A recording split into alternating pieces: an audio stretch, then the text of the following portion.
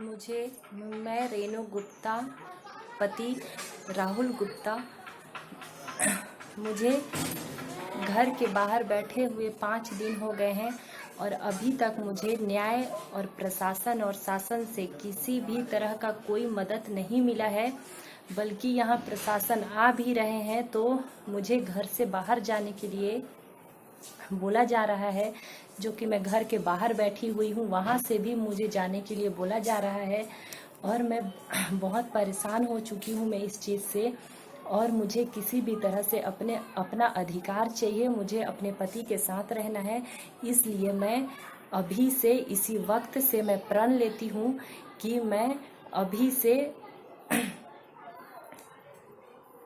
भूख हड़ताल में बैठती हूँ। न मैं जल पीऊँगी, न मैं अन्न खाऊंगी। मैं जल और अन्न का त्याग करती हूँ अभी से। और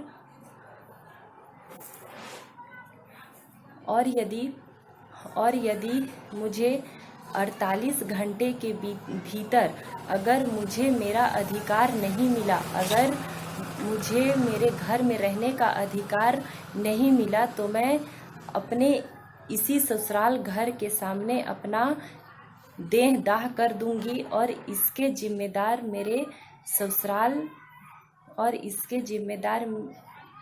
जिम्मेदार शासन प्रशासन और मेरे ससुराल वाले होंगे।